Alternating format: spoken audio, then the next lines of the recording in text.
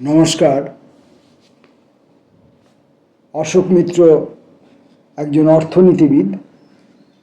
অশোক মিত্র একজন রাজনৈতিক ব্যক্তিত্ব।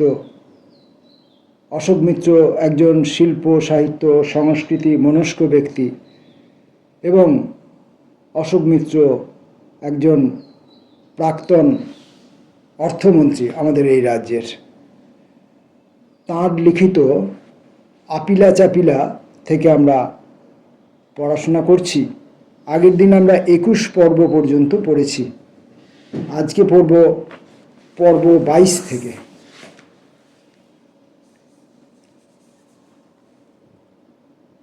কলকাতায় প্রত্যাবর্তন। দিল্লির সরকারি কাজ ছেড়ে দিয়ে তিনি কলকাতায় ফিরে এলেন। তবে জীবিকার কথাও তো একটু ভাবতে হয়। মুশকিল আসান করে দিলেন ভারতীয় সমাজবিজ্ঞানের পরিষদের কর্ণধার জয়ন্ত নায়ক। আমি পরিষদের প্রতিষ্ঠা মুহূর্ত থেকে পরিচালক মণ্ডলীর অন্যতম।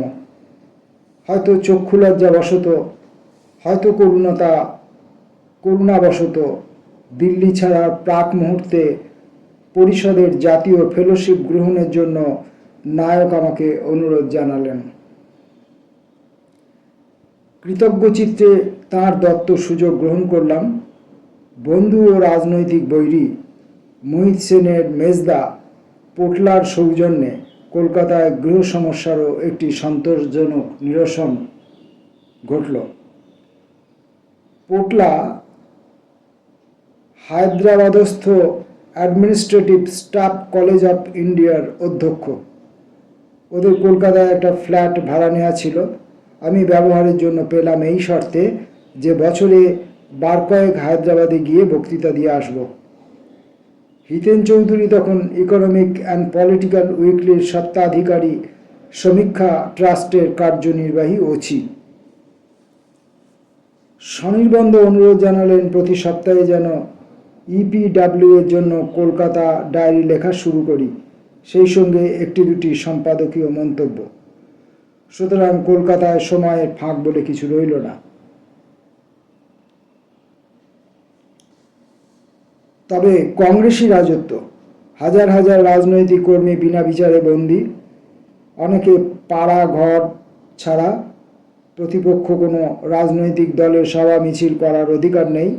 সংবাদপত্রগুলি কেন্দ্র এবং রাজ্যের কংগ্রেসি সরকারের ধামা ধরে আছে। একমাত্র সমর সেন ফ্রন্টিয়ারে তির্যক বিদ্রুপ ও কষাঘাতের ফুলঝুরি ছড়িয়ে যাচ্ছেন। কিন্তু প্রধান প্রতিপক্ষ দল সম্পর্কেও তার তো সমান অনীহা। একটি দুটি বাংলা সাপ্তাহিক পত্রিকা যেমন হীরেন বসুর দর্পণ প্রতিবাদে মুখর, কিন্তু কজন আর সেগুলি পড়েন।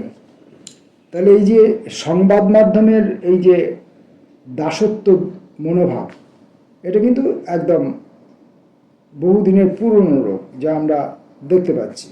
আমরা আরও অন্যান্য ইতিহাসের বই পড়লেও এটা দেখতে পাচ্ছি যে সংবাদ মাধ্যম শাসককে সন্তুষ্ট করতেই ব্যস্ত। তখন ইলেকট্রনিক মিডিয়া ছিল না, প্রিন্টেড মিডিয়াই ছিল, এবং প্রিন্টেড মিডিয়াতে তখন প্রিন্টেড মিডিয়ার উপরেই যোগাযোগটা, সংবাদের সঙ্গে মানুষের যে পরিচয়, মানুষের জানাশোনা, সেটা একমাত্র উপায় ছিল। তো সেই সংবাদ মাধ্যমের ভূমিকা অত্যন্ত গুরুত্বপূর্ণ ছিল। এবং যেহেতু তখন এই আপনার ভিডিও দেখাবার কোনো ব্যবস্থা ছিল না, অর্থাৎ প্রকৃত ঘটনাটাকে ছবি তুলে দেখাবার, মানে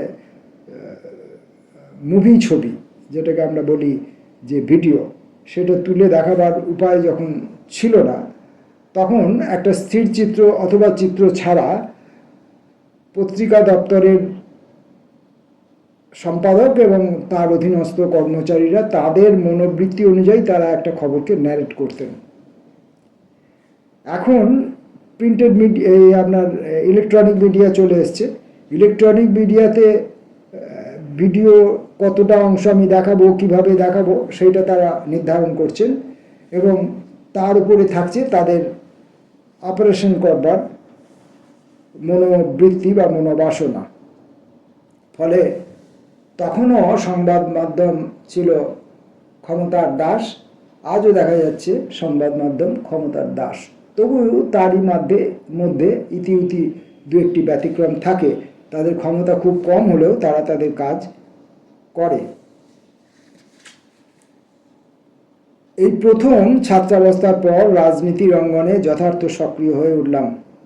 জ্যোতিবাবু প্রমোদবাবুদের সঙ্গে ঘন ঘন দেখা হয়, আলাপ আলোচনা পরামর্শ।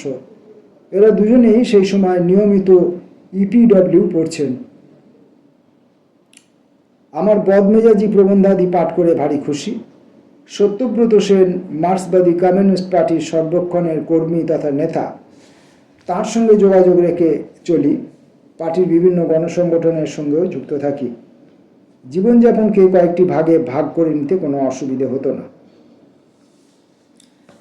সমাজবিজ্ঞানের পরিষদের জন্য দেশের হালে অর্থনৈতিক সমস্যা নিয়ে তত্ত্বের মিশেল দেয়া বই লিখছি। সপ্তাহে একদিন ইন্ডিয়ান স্ট্যাটিস্টিক্যাল ইনস্টিটিউটে পড়াতে যাচ্ছি।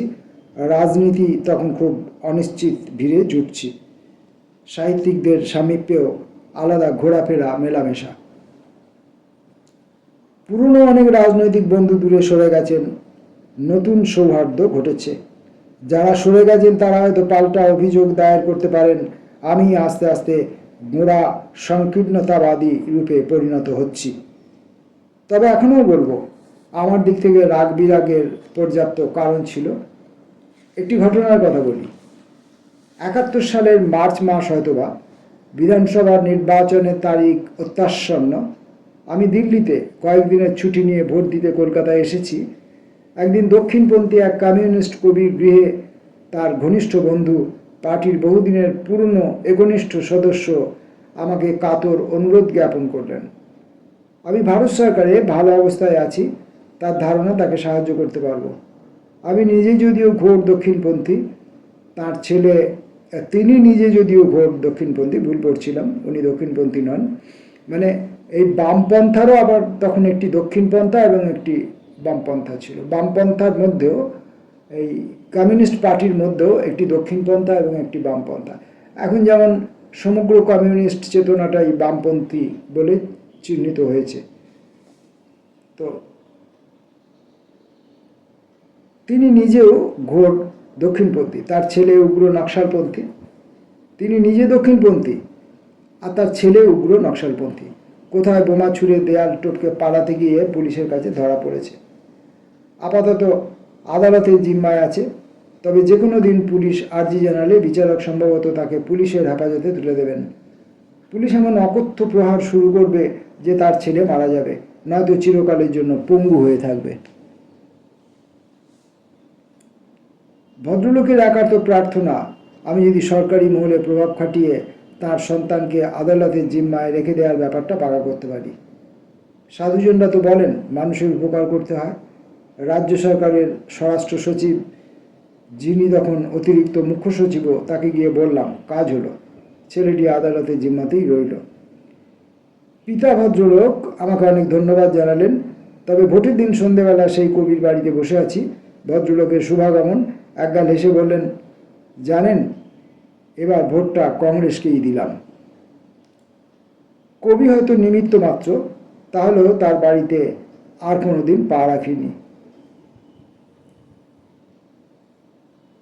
চতুরঙ্গ পত্রিকায় নিয়মিত লিখি। অরুণ কুমার সরকারের প্রাত্যহিক সান্নিধ্য পেয়ে নিজেকে ধন্য মনে করি।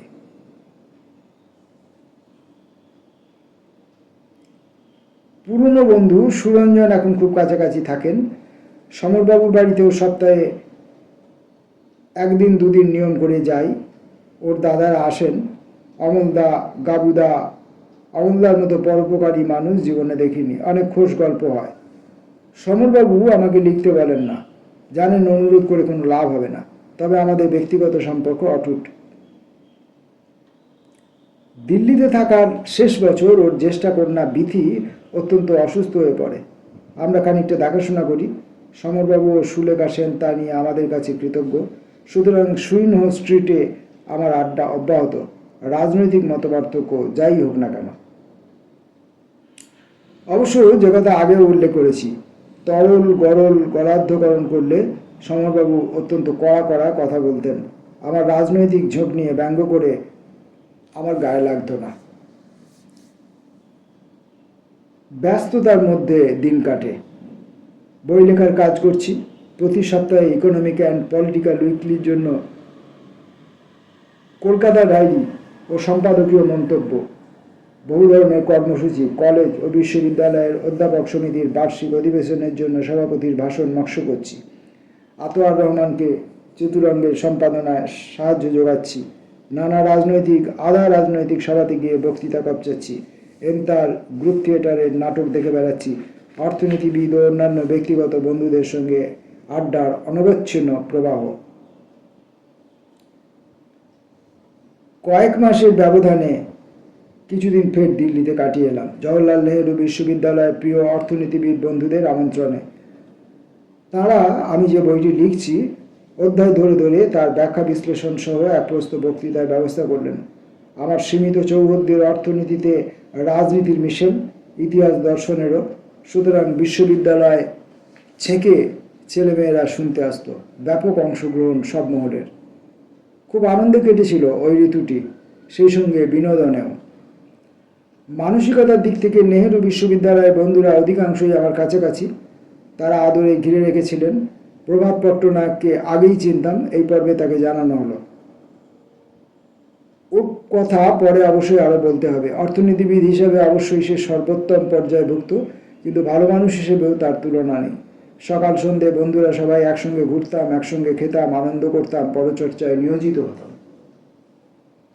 অমিত ভাদুরী ও তার স্ত্রী মধু ভাল্লা বিশ্ববিদ্যালয়ের অতিথি নিবাস থেকে ভালোবাসার জোর খাটিয়ে আমাকে তাদের বাড়িতে নিয়ে তুলল। পরম বিলাসে ছিলাম সেই সপ্তাহ।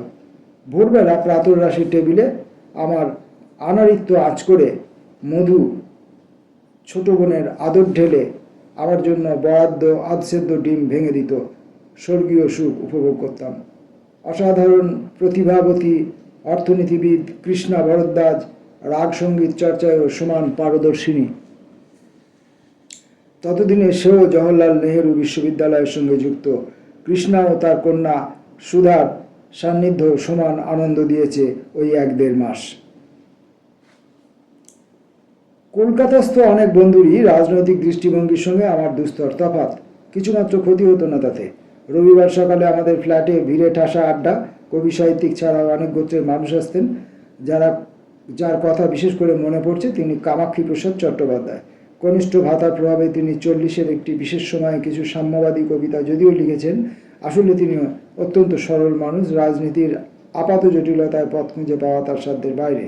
প্রথম জীবনে মস্ত সাহিত্য কীর্তির যে উজ্জ্বল সম্ভাবনা তার মধ্যে ছিল, তা বিবিধ কারণে মিলিয়ে যায়। জীবনে ব্যর্থ ব্যক্তিদের প্রতি আমার বরাবরই কেন যেন অতল সহানুভূতি, হয়তো নিজেও ব্যর্থ বলে। কামাক্ষী প্রসাদকে বরাবরই খুব কাছের মানুষ মনে হতো। ব্যর্থতার অভিশাপ তার জীবনযাপন ঘিরে। তাহলেও অমন সরল স্বচ্ছ মানুষের সঙ্গে পরিচয় হওয়া যে কারোর পক্ষেই সৌভাগ্যের। কামাক্ষী প্রসাদও গত হয়েছেন দীর্ঘ 25 বছর হলো, কিন্তু তার স্ত্রী একদা অসামান্যা সুন্দরী পরম সৌজন্যবতী রেখা ও মেয়ে রুনুর সঙ্গে যথাসম্ভব যোগাযোগ রক্ষা করে চলেছি। অশোক মিত্রের মতো লোক তিনি নিজেকে ব্যর্থ বলছেন, আর আমাদের মতো তৃণমূল স্তরের লোকেরা কেউ কোথাও সামান্যতম কিছু একটা মানে 3rd গ্রেডের কোনো একটা কাজ করলে সাফল্যের চরম তৃপ্তিতে, অহংকারে, মদমত্ততায় ব্যস্ত হয়ে পড়ি। সবচেয়ে বেশি আড্ডা দিতাম অবশ্য স্নেহাংশু আচার্যর ওখানে। স্নেহাংশুবাবুর গল্পের ভাণ্ডার অফুরন্ত, হেসে পিঠে খিল ধরে যেত। তাছাড়া পূর্বেই উল্লেখ করেছি তিনি এবং সুপ্রিয়া আচার্য সমপরিমাণ অতিথি বৎসল। বাইরে হাসি মশকরা যতই করুন না কেন, স্নেহাংশুবাবুর রাজনৈতিক বিশ্বাস অব্যয় অচঞ্চল। জ্যোতি বসু ও প্রমোদ দাশগুপ্ত উভয়েরই মতো মস্ত অবলম্বন। এই দুই নেতার মধ্যে প্রকৃতিগত অনেক তফাৎ ছিল, অথচ স্নেহাংশুবাবুর সঙ্গে দুজনেরই সমান নৈকট্য। বেকার রোডের ওই বাড়িতে অবশ্য বিচিত্র চরিত্রের আরও নানা মানুষ আসতেন। বিচারক, ব্যারিস্টার থেকে শুরু করে ডাক্তার, কবিরাজ, কবিয়াল, সঙ্গীতজ্ঞ, খেলোয়াড়, ধরিবাজ, কে না।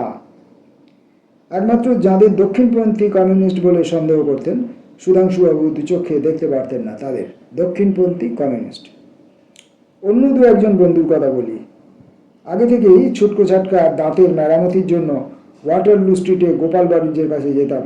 এবার নতুন করে কলকাতায় স্থিত হয়ে ওর বাড়ি তথা চেম্বার অন্যতম প্রধান আড্ডাস্থল হয়ে উঠল। বিখ্যাত দন্ত চিকিৎসক বঙ্কিম মুখোপাধ্যায় তার দুই ভাগিনেও গোপাল বাড়িজি ও বারিন রায়কে তার চেম্বারের উত্তরাধিকার অর্পণ করে যান। উভয় ভাগিনেই মামার মতো উদারপ্রাণ, নম্র, পরোপকারী।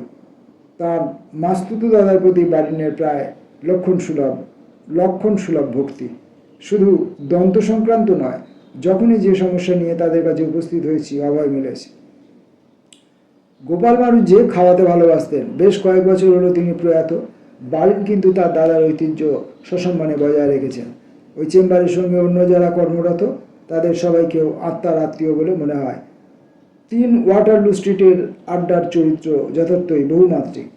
তাদের বৃত্তির সূত্রেই গোপাল বারিনের সমাজের বহু অংশের বহু স্তরের ব্যক্তিবর্গের সঙ্গে মিশতে হতো এবং হয়। বিভিন্ন কিসিমের রাজনৈতিক নেতাকর্মীরা যেমন আসেন, তেমনি আসেন অভিনেতা, অভিনেত্রী, কবি, সাহিত্যিক, ঔপন্যাসিক, গল্প লেখক, সম্পাদক, শিল্পী, ভাস্কর, সঙ্গীতজ্ঞ। এখানে উৎপল দত্ত, সুভাষ সেনকে দেখা যেত শম্ভু মিত্র, তৃপ্তি মিত্রকেও। এখন দেখা যায় শাওলিকে। আসতেন পাহাড়ি সান্যাল, চারুপ্রকাশ, জ্ঞানপ্রকাশ ঘোষ, ভাতৃদ্বয়, অন্যদিকে সমর সেন পর্যন্ত। এক সন্ধ্যার কথা মনে পড়ে, সম্ভবত 66 সাল। চেম্বারের 2 আড়াইতো চেয়ারে 2 অশোক মিত্রের দাঁতের পরিচর্যায় ব্যস্ত সর্বজনপ্রিয় গোপাল ডাক্তার। এমন সমাপতন নিশ্চয়ই বিরল। ঘোর বিপ্লবী রবি সেনগুপ্ত, গোপাল বাড়ুজ্যের হরিহর আত্মা বন্ধু, ওখানে নিয়মিত হাজির থাকতেন অন্য বিপ্লবী শহীদ অমর রাও। তবে তাদের রাজনীতি ওয়াটারলু স্ট্রিটের বাসিন্দারা আমার ধারণা তেমন ধর্তব্যের মধ্যে আনতেন না। মাস্তুত দাদা বিগত বারিনের ওখানে অন্য সকলের সঙ্গে দেশ, আনন্দবাজার পত্রিকার লোকজনও সদা উপস্থিত, শান্তিপূর্ণ সহাবস্থান। কলকাতার তরুণতর অর্থনীতিবিদ বন্ধুরাও অবশ্য অহরহ সঙ্গ দিতেন। অমিয় বাগচি, নির্মলচন্দ্র, সঞ্জিত বসুদের বাইরেও অনেকে। তবে বহু ক্ষেত্রে তাদের প্রধান আগ্রহের সঙ্গে মেলবন্ধন ঘটাতে বেগ পেতে হতো আমাকে। তারা